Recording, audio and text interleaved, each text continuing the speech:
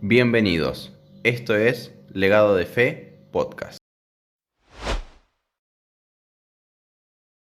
Hola, ¿qué tal? ¿Cómo están? Bienvenidos una vez más a un nuevo episodio de Legado de Fe Podcast. Estamos en el episodio número 5, transitando este camino de aprendizaje, tomando de la experiencia de nuestro padre espiritual, el pastor Daniel Meli, y bueno, con la expectativa de poder seguir aprendiendo, seguir creciendo en esto y que bueno, Dios cada día traiga más revelación a nuestras vidas.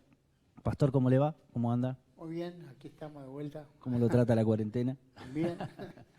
Bueno, estamos todos medios aislados, pero seguimos edificándonos, Dios sigue hablando a nuestras vidas y hoy vamos a hablar un tema que es un poco controversial, podríamos decir.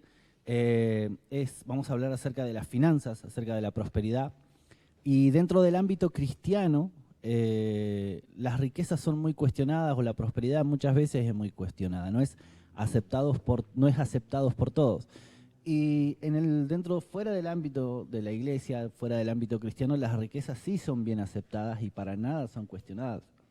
Yo le quería preguntar en primera instancia es ¿por qué cree usted que dentro del ámbito cristiano la prosperidad es tan cuestionada o tan rechazada muchas veces? Bueno, en primer lugar, vos lo que decías, la prosperidad, por ejemplo, esto, y yo me acordaba recién cuando vos hablabas de la teología de la prosperidad. Eso no es así, porque ¿cómo es? Algo que escogió el hombre nomás para poder extraer dinero de las iglesias. Y la prosperidad de Dios viene a través de lo que nosotros podemos estar confiando y creyendo en Dios. Y ¿por qué son cuestionadas? Por ejemplo, me dijiste Claro, la finanza. la finanza, todo. Yo en primer lugar creo que es porque, en primer lugar, es un área espiritual el dar para Dios. Y como el mundo no conoce, por ejemplo, a la vida espiritual, entonces ellos creen que la gente va a prosperar de acuerdo a lo que ellos hacen, como ellos prosperan. Y nosotros prosperamos diferente a lo que prospera el mundo, la gente que no conoce a Dios. Ahora, como la gente viene de allá y también a veces muy criticada la prosperidad dentro del Evangelio, ellos es como que vienen viendo que se está haciendo mal eso y no. Lo que pasa es que no hay conocimiento, hay falta de conocimiento. Si hay falta de conocimiento, ahora la prosperidad, si es cuestionada, yo también diría esto, es porque es de la única forma que puede prosperar un hombre y no fracasar jamás en su prosperidad. Claro. Porque la prosperidad natural, por ejemplo, del mundo, de la gente del mundo, cómo prosperan ellos, esa no es duradera, no dura. Claro. Porque vamos a poner un ejemplo, un hombre prosperó muchos años, yo lo he visto, por ejemplo, lo que, por ejemplo, ha pasado durante años donde uno ha vivido, ¿no? Que hay gente que ha sido muy rica y, por ejemplo, se terminó el dueño y ya se quedó todo sin nada. Claro. Ahora, la palabra es muy clara donde dice que todo lo que nosotros sembramos vamos a cosechar. Y muy probable que el mundo usa esto, prospera como yo, Como dé lugar. como es, Como dé lugar. como dé lugar, claro, inclusive a la manera de ellos. Y ellos, por lo general, siempre van a dejar mucha gente, ¿no es cierto?, mal, puede haber una estafa, puede haber un robo, que eso en el Evangelio no se hace. Entonces, Claro. porque hay el Evangelio que te va a traer, ¿no es cierto?, una prosperidad del reino, diría yo, prosperidad del reino, es sana y es legal por Dios. Pero hay también, a veces hay que esperar. Claro. Y eso es lo que a veces cuesta mucho. Pero de lo que es cuestionada, por lo general, a veces casi más por la gente afuera, ¿no? Claro, sí, por ahí yo creería que es más dentro del cristianismo, más entre las mismas personas dentro de la iglesia es cuestionada la prosperidad. Durante mucho tiempo se creyó que las riquezas eran malas, por ahí Claro. hasta que se tuvo revelación de que el versículo dice que es el amor a las riquezas, es donde uno pone su esfuerzo, donde pone, digamos, su 100% y no se lo entrega a Dios. Pero usted habló algo y nombró acerca de la teología de la prosperidad. ¿Qué es esto de la teología de la prosperidad? La verdad que va directamente al recaudar dinero eso. Mm, Y el Evangelio no es así. claro, ¿Por qué? Porque la teología de la prosperidad es, bueno, hablar de prosperidad y prosperidad, prosperidad nomás. Vos venís acá, te vas a ser rico, un ejemplo, ¿no?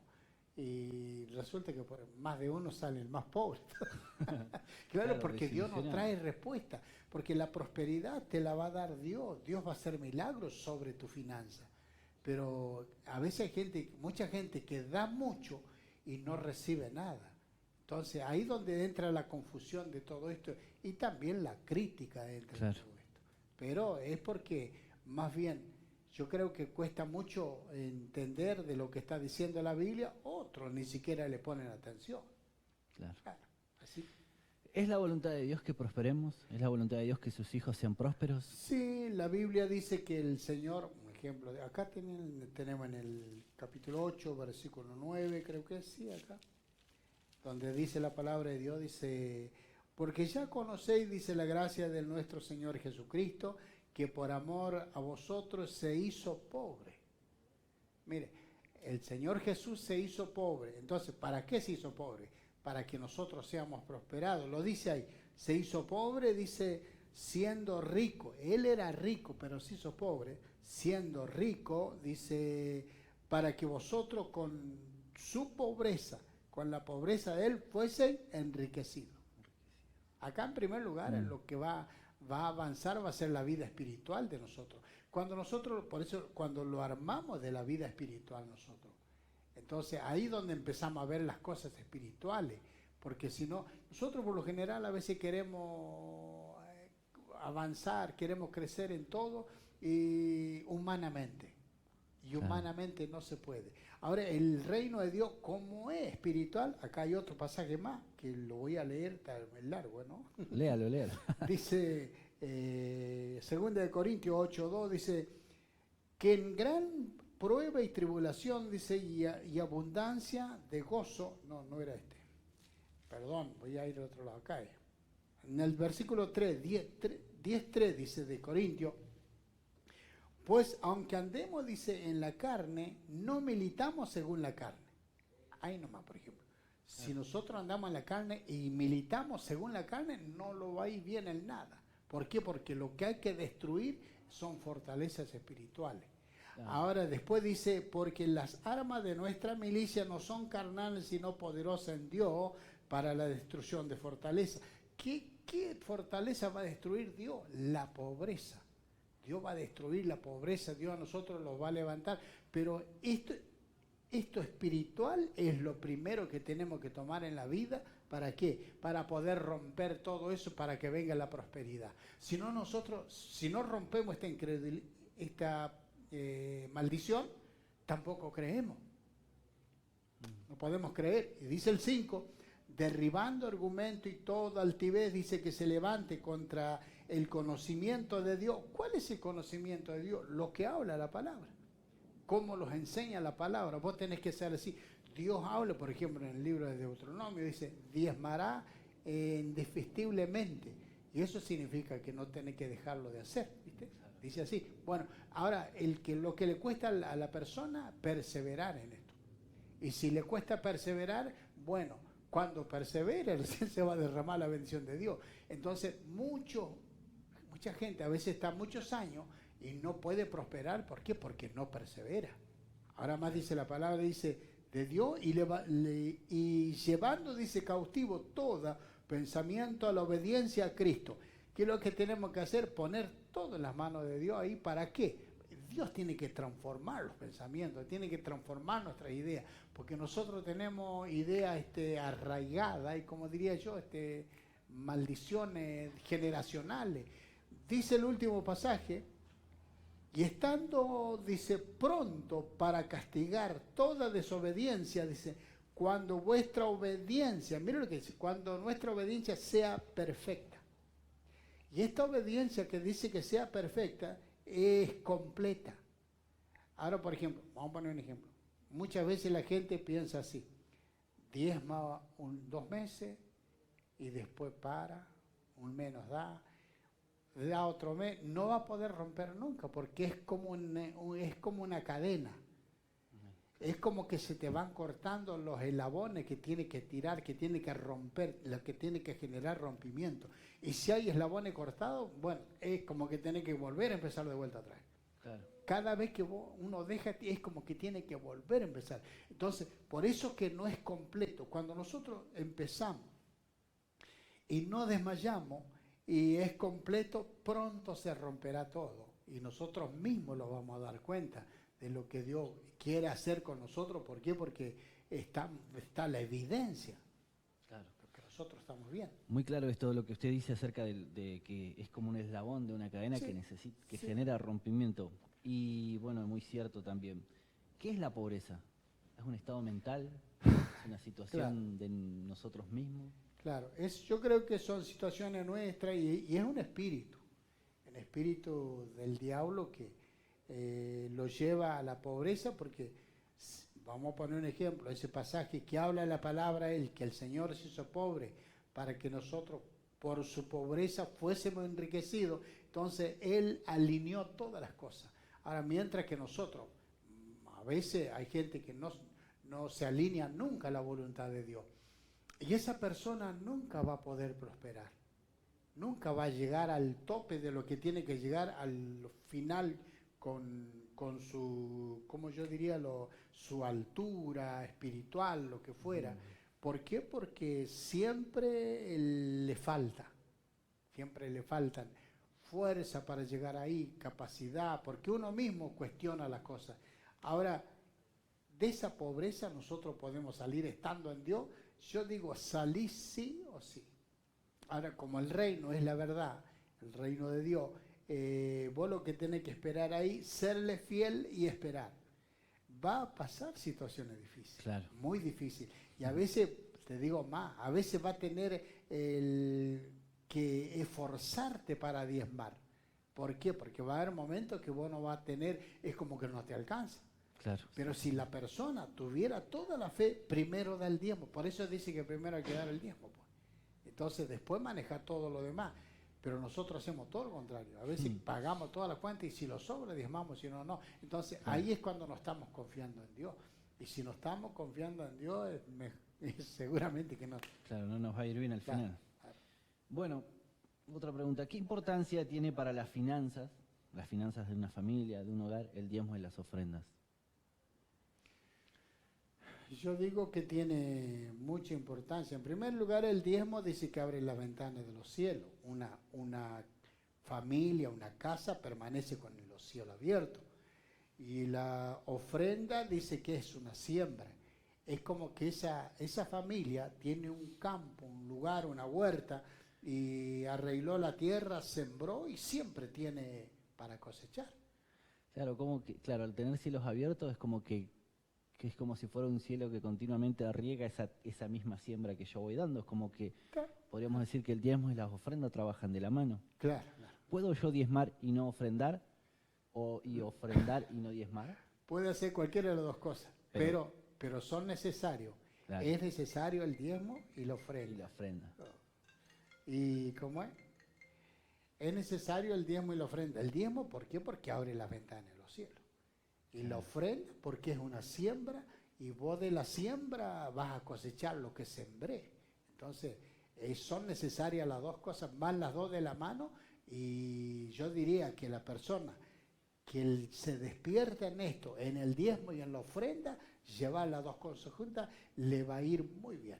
¿Por qué? Porque está haciendo conforme a los principios de la palabra y le va a ser de mucha bendición. Es la obediencia sobre todas las cosas. Siempre terminamos en la obediencia. Claro. Bueno, una última pregunta. ¿Cómo logró usted ser un buen administrador? Porque es muy importante, creo yo, más allá o sea, también la parte de responsabilidad de cada uno de ser un buen administrador con lo que Dios nos ha dado. La Biblia habla de buenos administradores de la gracia de Dios, ¿sí? O sea que la Biblia nos amonesta a no derrochar por derrochar. Y yo me imagino que en las finanzas debe haber una manera también de ser un buen administrador, de poder cuidar todo eso que Dios nos ha dado e invertirlo, creo yo, en algo que tenga fundamento, en algo que sea efectivo. de valor. ¿Cómo logró usted ser un buen administrador? Yo creo que no todos son buenos administradores.